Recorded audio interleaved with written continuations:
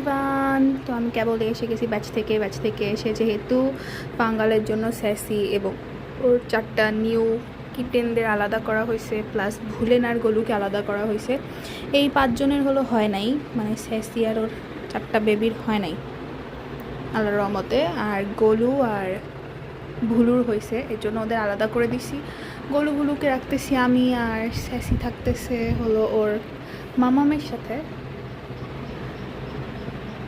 এর জন্য, আর রাতের বেলা থাকতেছে মামামের সাথে, আর দিনের বেলা থাকতেছে হলো একা একা ওদের নানুমণির রুমে।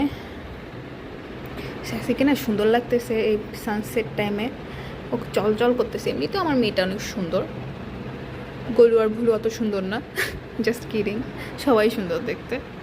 যেহেতু আমাদের বারান্দায় এখন তেমন কোনো গাছ নাই, আগেই যে গাছগুলো ছিল ওইগুলাই আপাতত এখনও আছে, এক্সট্রা কিছু করা হয় নাই এখনও।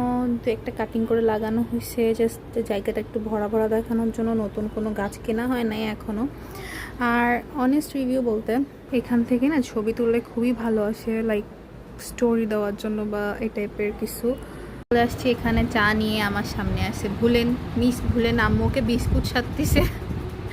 আমার চার বিস্কুট নিয়ে আমার ভুলেনের বিস্কুট সাজতেছে, শুধুমাত্র তার একার জন্য সবগুলা ডিপ খাচ্ছে, প্লাস গলুরও কি বলে হাতের নিচে আর গলার নিচে হয়েছে।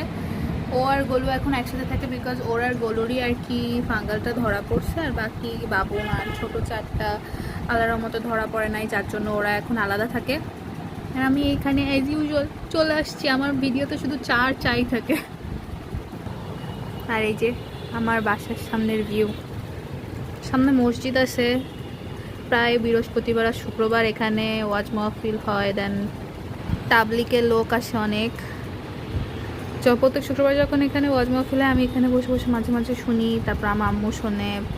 আমরা অনেক মানে আমরা প্রায় সবাই এখানে শুক্রবারে বসে শুনি বিকালের দিকে।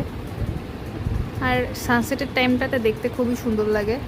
নেটের জন্য তেমন বোঝা যাচ্ছে না, বাট আমি নেট সরাই দেখাতেও পারবো না, বিকজ তাইলে ভুলু বিলাই কুই করে নিচে লাফ দিবে। যেহেতু আমরা 3 তলায় থাকি, হাড্ডি গুড্ডি ওর একটা বাস্তু থাকবে না। ওকে, বাই বাই।